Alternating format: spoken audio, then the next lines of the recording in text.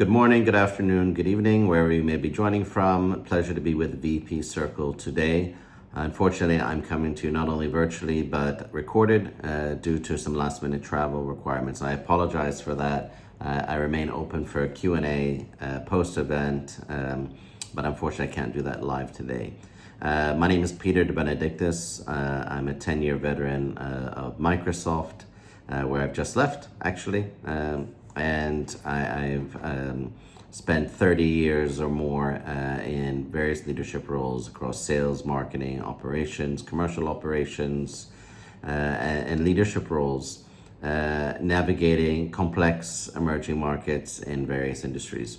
So I'm really excited today to share with you some of my experience in navigating emerging markets, driving innovation, and share a little bit about what's happening in that space, which you're all probably very interested in, artificial intelligence. So let's get right to it.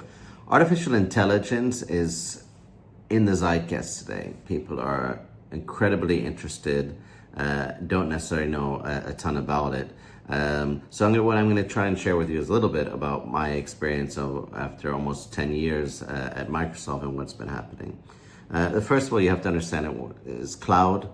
There's been a massive move from cloud, and basically all cloud is taking data and IT infrastructure that used to sit in your office or in your own set of servers and moving that to somebody else's in another location somewhere. Normally far more secure and with massively higher computing power, which becomes important on the next topic, which is around artificial intelligence, which requires massive amount of computing capability. And what's been happening are two or three very clear trends from the hyperscalers. Hyperscalers are the big tech companies, Amazon, Google, and Microsoft. You can throw Oracle in there as well if you like, but they're quite a different type. When you say hyperscalers, you're really talking about those big three. The first thing that's happening is that those three hyperscalers are doing a massive amount of build-up and spending of capital to build out data centers, because AI is very hungry for data, requires a lot of capacity, and that capacity doesn't exist. So the demand is very strong, and so the hyperscalers are investing massive amounts. Just to give a magnitude of scale, Microsoft is expected to spend about $80 billion per year over the next 5 years on infrastructure to build data centers, which are servers and chips. That's what where NVIDIA comes in, to drive AI infrastructure. Amazon is doing the same, over $100 billion of capex in 25-26 alone. And Google is also committing tens of billions of dollars to build out their infrastructure. So that's the first big trend, big capital investment in infrastructure. The second thing is sovereignty. Countries are increasingly concerned about AI and data center capacity being in their market, particularly where governments, banks, regulated industries want to be involved in AI, but they don't want their data going to another country. So data sovereignty is super important. So building data centers in country, super important. And also adding regulations around that, where you have to have employees from that country actually working on the data centers in that country. That's another prerequisite. Also multiple security requirements. And again, the hyperscalers, like I just mentioned, have a unique ability to make that happen. And the last thing that is happening, which is a trend that you may hear about, is that this energy shortage or fear of energy shortage. So the hyperscalers are investing a massive amount of capital, not just in the data center infrastructure, but also in energy. For example, Microsoft recently, those of you from the Northeast and were a little bit longer in the tooth like me, remember the 3 Mile Island nuclear power plant. Well, one part of that is still potentially functional, and Microsoft is investing $10 billion to refurbish and get 3 Mile Island back online and pre-book all of the energy that will come off of that nuclear power station to power data centers, because they don't feel that the normal grid, will be able to to manage that. Amazon is also investing billions of dollars to generate 50 gigawatts of renewable energy in Sweden. And Google is also doing the same, invested about $5 billion to acquire a company called Intersect to launch fully powered solar data centers. So you've got a move for power, but also renewable and alternative energy sources, so that it's not a completely carbon based. And in fact, Microsoft is committed to being carbon negative by 2030, even with this huge surge in capital around data centers. So just in summary, what's happening in terms of investment around AI? It's capital investment to build out infrastructure. It is sovereign, and it is strategic power and energy sourcing to keep those data centers running. This is big trends, and if you're in anywhere adjacent to that space, it's stuff that you really want to be looking out for. Second topic I wanted to have a little talk about is around innovation and how do you prioritize. This is always particularly large companies, but even in medium and small companies, like, okay, which direction am I going to take? I've got 10 things I could do. I've only got funding for 5, or only got capacity for 5. How do I think about this? So in the case of my former company, Microsoft, clearly AI is the priority today. In the past, it was cloud. Azure is the Microsoft product around cloud, which you may have heard of.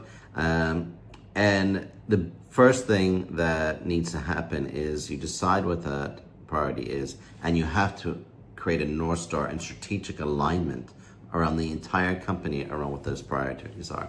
That means you align things like communications, sales tools, sales compensation, sales structures. The entire company needs to be very focused, and you have to communicate. My old boss used to say you have to say things 7 times before the organization will start to shift.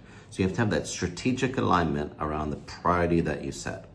And the second thing that you need to do is make sure that your innovation is centered around customers and customer outcomes. I've seen very often ideas kind of die on the vine because they're anchored around an engineer or a team or a company is falling in love with its own product, but the customers are not. Or they have a product that they believe very strongly is amazing and customers would love. But actually they never went and asked the customers if this is something they want. And so they end up wasting tons of money, investment, time, energy that could have been spent elsewhere trying to innovate on something that actually is not really what customers want. The company that does this best is Apple, in my opinion, at least in this consumer space. Steve Jobs is famous for it. There's tons of videos online. I've seen it in my own time. You know, who knew that you needed a device which you could have all your music stored on it, the iPod. That you would want a small tablet to walk around with that was not like a laptop, but had some of those functions, but was bigger and a different form factor than a phone. And then of course, the iPhone, which is I'm recording today's video on, I mean, it's so versatile. It's a phone, it's a calculator, it's a camera, it's a video camera. It's a mini computer that you walk around with in your pocket. Who knew that you needed that and wanted that? And there were many attempts before that. You will remember the BlackBerry. Some of you will remember the Nokia flip phones, which had a small keyboard on it. But what Apple did is they created an ecosystem. They created a product that customers didn't know that they want. Who knew that you would want to spend $500, $600, $700 on a phone back then? But Apple is amazing at customer-centric innovation and building something that customers will want, need, and use. So customer-centric innovation. The third thing I talk about is data-driven business and using data to drive insights and actions. I spent a lot of my time in my career myth busting using data. So let the data drive your decisions versus sometimes too much emotion or feeling. The data doesn't lie very often, particularly if you're in a large scale enterprise business. So let data drive your decision making. And I guess the last thing, and this is kind of obvious, but thinking about long term and short term. I've worked alongside I've been part of a sales organization, been a seller, but also supported and enabled sellers for most of my career. And you want the sellers to be short term because you want them to hit their quarterly number, but you want your sales management and sales leaders to be looking 2, 3, 4 quarters ahead, sometimes 2 years ahead when engaging with customers, because you'll find very often if you think too short term as a leadership team or as the individual leader, you'll make the sale, you win the battle, but you lose the war because you haven't been thinking ahead. In the cloud business, that can be around not anchoring a customer around the business outcome that they want to drive in the long term, so that they may make short-term savings by moving from what we call on-prem to cloud, but then they fail to think about the long-term consequence benefits and so on. So really it's important to balance long-term and short-term. So in summary, when we talk about evaluating innovation and what to pursue and what to deprioritize, first you need to have strategic alignment across the organization. It needs to be anchored around customers. It needs to be anchored around data-driven decision making, and that you're finding the right balance between long-term and short-term. Another topic that I want to talk a little bit about is risk management. And I've worked in emerging markets my entire career, and mostly in countries that the corporate headquarters would say are high-risk markets. These are markets in Africa, Middle East, Central Europe, high risk in many different aspects. And, that's true. And you have to create a culture of compliance, of doing the right thing, making it safe for people to say no to do things, even if it means not making a sale or not making a deal or not making numbers in a quarter, and making that okay so that you don't cross red lines, particularly in emerging markets like I work in. There's also another part of risk management, I would say, is the risk of inaction and risk of not doing anything. And I've been fortunate to work for companies that have recognized that the risk of inaction is higher sometimes than the risk of doing nothing. And a couple of projects I've been involved on are a complete transformation of a marketing organization.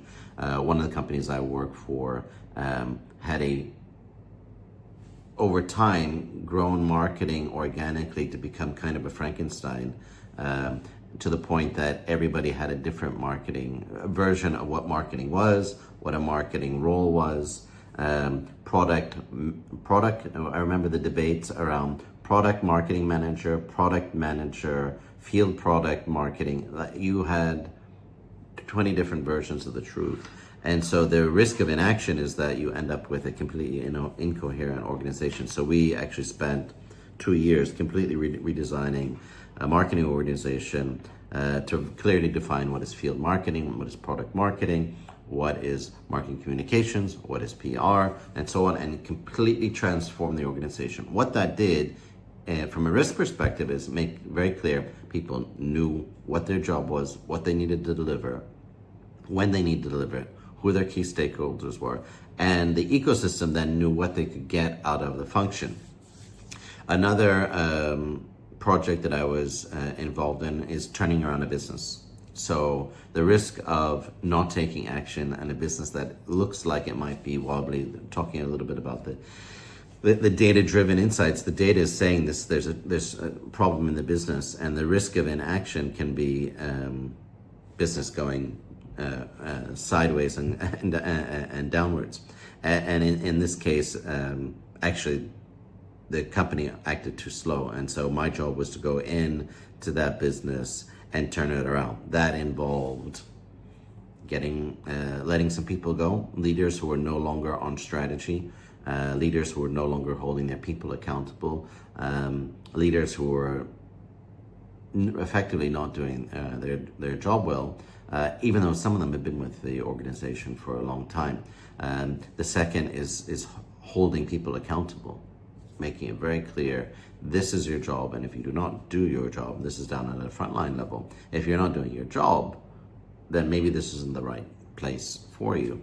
The third thing we did is make some strategic hires, bring in new people, fresh blood to turn around that business.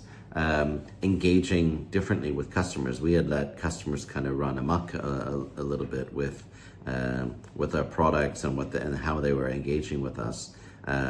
On the one hand, we weren't holding the customers accountable. On the other, we stopped listening to the customer as well and we're taking them for granted that they would always come and buy what we were offering. And lastly, going back to what I was talking about earlier, there was no North Star in the business. No one kind of knew where we were going. So everyone started kind of doing their own thing, protecting their part of the business, and you would hear a lot of "it's not my job" type of comments, which are, for me, if you hear that in your business, my recommendation, you recognize that you've got a serious problem. "It's not my job" is one of the worst things that you want to hear as a leader and a manager in business. So risk management, again, can take lots of forms. It can take the form of protection, compliance, but also I would like to focus on the risk of inaction versus the risk of doing something, maybe getting a little bit wrong. Then definitely better, in my opinion, in my experience, take action, learn as you go, fail fast and learn quick, versus doing nothing. Doing nothing often can lead to bigger consequences later on. The last topic I want to talk about is getting involved in expanding your network. I often say to people who work for me, do not be a passenger in your own career. I would say the same about building a network. Don't be a passenger and wait for the network to come to you. You actually have to work at it, and it's a muscle and a skill to build.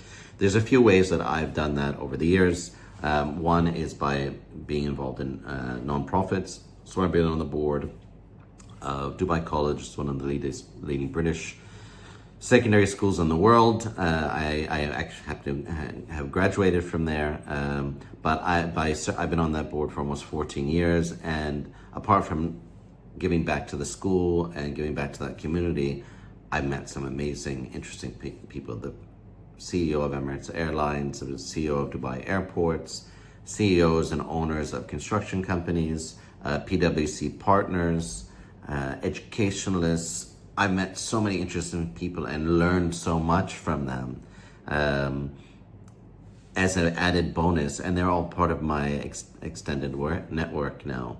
I was on the board of a nonprofit marketing organization where I met tons of interesting people, and I got exposed to their industries, which I might not have been able to do had I just stayed doing my 9-to-5 job. So being involved in boards, and volunteering and supporting nonprofits, hugely beneficial, with a lot of halo effects that you might not get if you just kind of did your job. The second thing is getting involved with startups. Startups often offer paid and unpaid advisory board positions. I would highly recommend that to help you stay connected to what's new when it comes to technology and business, to pay it forward a little bit to younger entrepreneurs or just entrepreneurs in general who can benefit from your experience, and you learn a ton, and I've done a few of those type of things as well.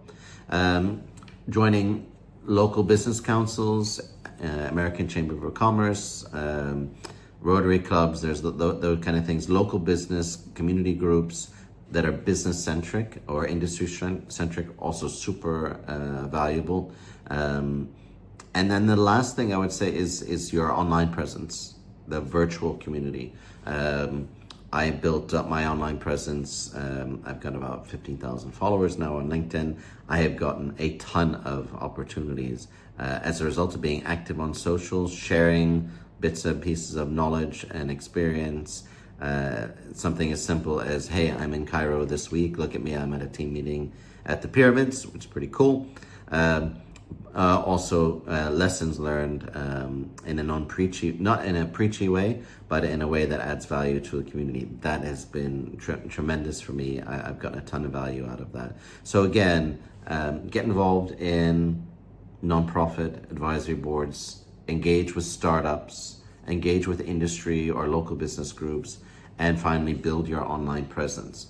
By doing that proactively and making real connections with people, not just followers, but actual real connections, it can benefit you personally in building your career, creating new opportunities for you within and outside your company. It's good for your company if you have a strong presence, because it allows you to find new avenues to drive revenue and growth. And it's fun. It's nice to engage with people and meet new people around the world like I'm doing today. And that's going to conclude my remarks for today. I want to thank you again for listening. Hopefully there's been some pearls of wisdom. You can remember at least one thing out of today's conversation. And as I mentioned at the top of this set of talks, is feel free to reach out to me on LinkedIn or via VP Circle. Happy to answer any questions. And enjoy the rest of your day as you break out into sessions and talk about different topics either that I introduced today or that you're going to generate on your own. Thanks very much, and wish you all the best. Up, up, yeah.